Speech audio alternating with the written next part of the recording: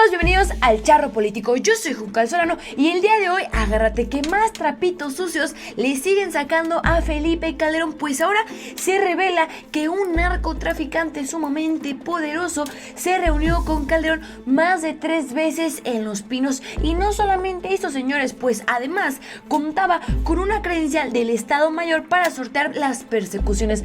¿Puedes creerlo? ¿Y quieres enterarte qué negociaciones hubo entre Felipe Calderón y este narcotraficante y quieres saber de quién se trata? Pues quédate conmigo porque lo tienes que saber.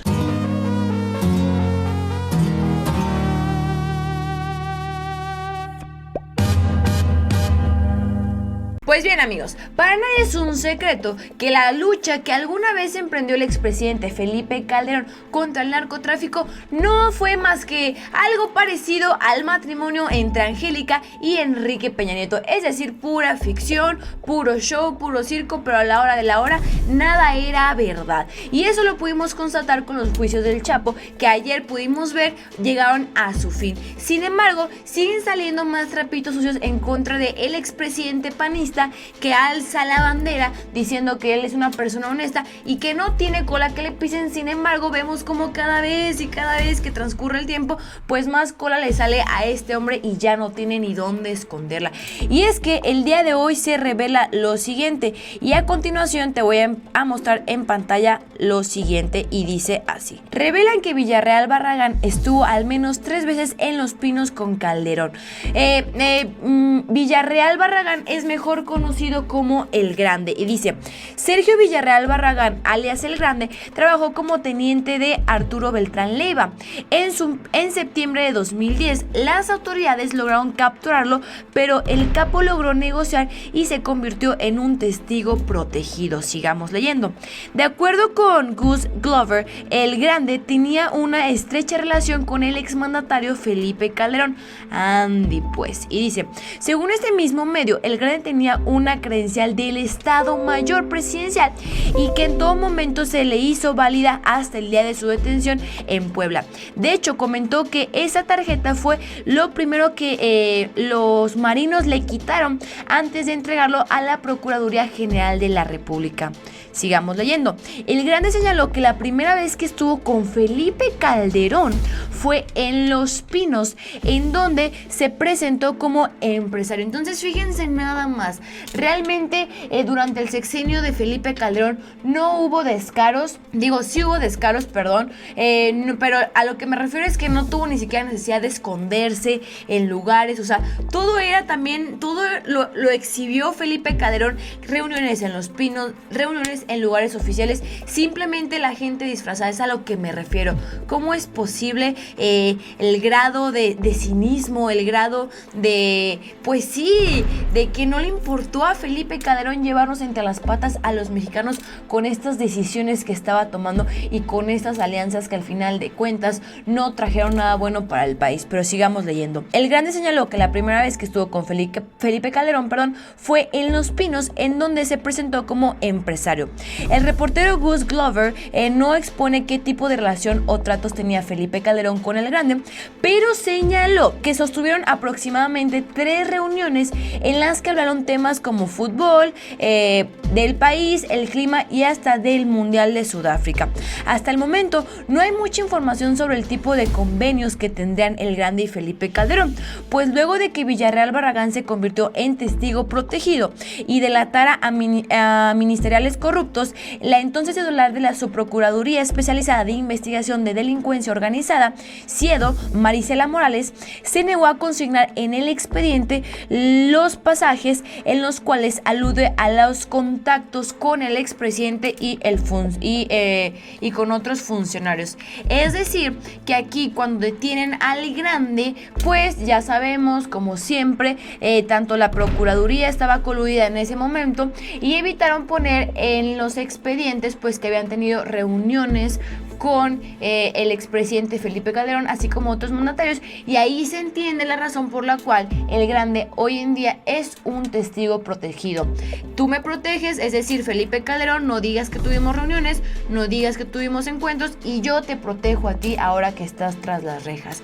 Esto es básicamente lo que nos quiere dar a entender esta nota, y dice: debido a su cooperación con la PGR, las autoridades se comprometieron a cancelar varias de las averiguaciones previas en su contra y a no decomisarle ninguno de los bienes que adquirió cuando trabajó con los hermanos Beltrán Leiva. Es decir, favor con favor se paga. Entonces, Felipe Calderón prefirió pagarle con pues atenciones, prefirió pagarle con pues uno que otro beneficio a cambio de que no revelara que habían tenido encuentros en Los Pinos. Posiblemente en este momento deben de estar asombrados algunos, pero para los que sí conocemos realmente a Felipe Calderón, pues esto no nos sorprende, porque no es la primera vez que algún medio o inclusive algún ex narcotraficante señala a Felipe Calderón de haber tenido reuniones con otros de sus pues colegas o con otros personajes que habían sido buscados durante el sexenio de Felipe Calderón ficticiamente, porque hay que recordar que la misma Barbie mencionó que efectivamente y corroboró lo que a continuación les acabo de platicar, que si era verdad, que Felipe Calderón había tenido reuniones con pues ciertos narcotraficantes. Y aquí dice la nota en pantalla y dice lo siguiente, vamos a verla, y dice: Felipe Calderón organizó reuniones con narcos para negociar. La Barbie. Esta nota fue publicada el 16 de noviembre de 2018 y dice lo siguiente: Edgar Valdés Villarreal, la Barbie, que trabajaba también en el cártel de los Beltrán Leiva y el cártel de Sinaloa, aseguró que el expresidente Felipe Calderón organizó personalmente reuniones con los líderes narcotraficantes. Es decir, aquí la Barbie, cuando dio sus declaraciones, también dio a conocer que efectivamente Calderón se llegó a reunir más de una vez con ciertos personajes para comenzar a negociar cuando estaba toda esta situación de pues la lucha contra el narcotráfico. Entonces, de estas reuniones y esas declaraciones que dio la Barbie, podemos inferir que a eso se debe pues la protección de la cual gozó el Chapo Guzmán durante el sexenio de Felipe Calderón. Ahora, ¿qué otra cosa también podemos rescatar de esta investigación que estamos haciendo en este momento? Pues también es entendible porque el rey Zambada asegura que pagó millones en sobornos a García Luna, el exsecretario que con Felipe Calderón, que volvemos a lo mismo,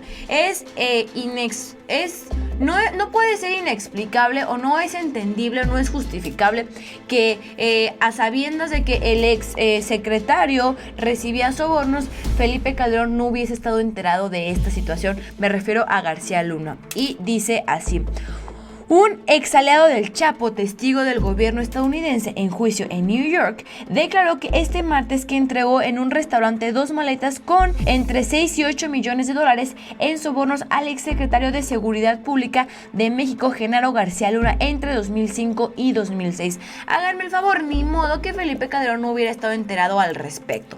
En un comunicado, el exfuncionario dijo que es mentira, difamación y perjurio a mi persona, que cualquier individuo, policía o grupo delictivo me haya entregado algún bien económico o material en cualquier momento de mi desempeño público o privado.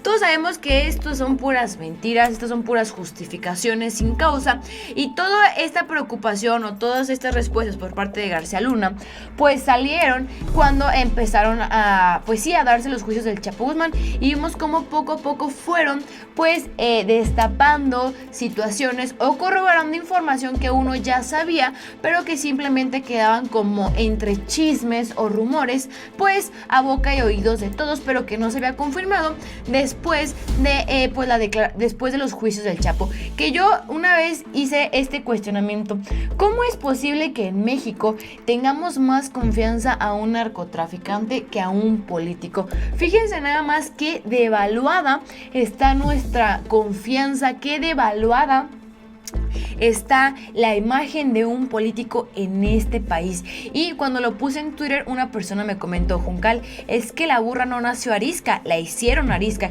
Y efectivamente estamos en una situación donde realmente los mexicanos ya no creemos en los políticos, ya no creemos porque nos han mentido tantas veces que posiblemente en algún momento actualmente estén diciendo alguna verdad, pero lamentablemente por otras acciones, por otros hechos que nos dieron o nos arrojaron alguna mentira, hoy en día los mexicanos ya no creemos en los políticos, lo cual es verdaderamente lamentable. Y después de ver todo este tipo de situaciones, como el gobierno coludido con el narcotráfico, ahí entendemos por qué México no ha podido salir adelante de esta situación, sino al contrario, nos estamos hundiendo todavía más. Y luego, charritos, ¿cómo nos explicamos?